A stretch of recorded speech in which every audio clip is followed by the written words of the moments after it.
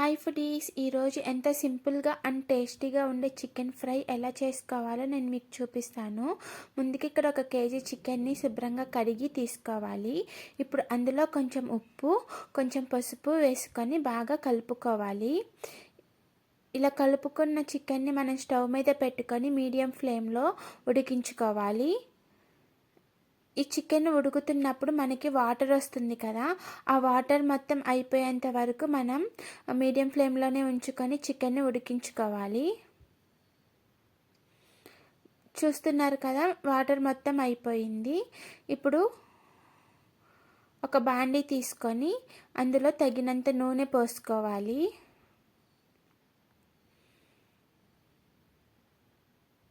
నూనె హీట్ అయిన తర్వాత మనం ఉడకపెట్టుకున్న చికెన్ని వేసుకొని ఫ్రై చేసుకోవాలి.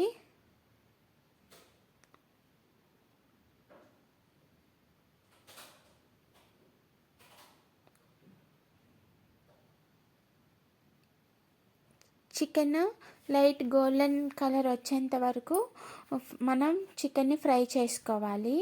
ఇప్పుడు అందులో కొంచెం కరివేపాకు వేసుకొని కలుపుకోవాలి. కరివేపాకు అనేది మీకు ఆప్షనల్, ఇష్టమైతే వేసుకోండి, లేకపోతే అక్కర్లేదు.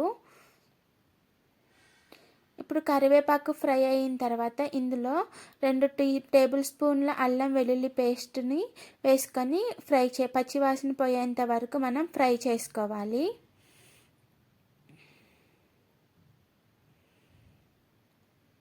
అల్లం వెల్లుల్లి పేస్ట్ ఫ్రై అయిన తర్వాత ఇప్పుడు అందులో కొంచెం 4 పచ్చిమిర్చి వేసుకొని, అలాగే ఒక మీడియం సైజు ఉల్లిపాయ తీసుకొని దాన్ని చిన్న ముక్కలుగా కట్ చేసుకొని ఆ ముక్కలు వేసుకొని ఫ్రై చేసుకోవాలి.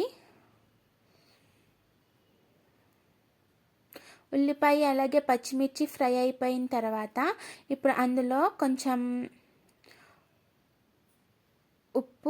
ఉప్పు ఆల్రెడీ మనం ఇందాక వేసాము, ఇప్పుడు కొంచెమే వేసుకోండి.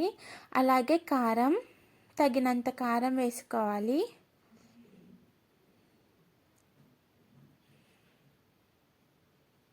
ఈ రెండిటిని మనం ఒక 2 నుంచి 3 మినిట్స్ వరకు ఫ్రై చేసుకోవాలి.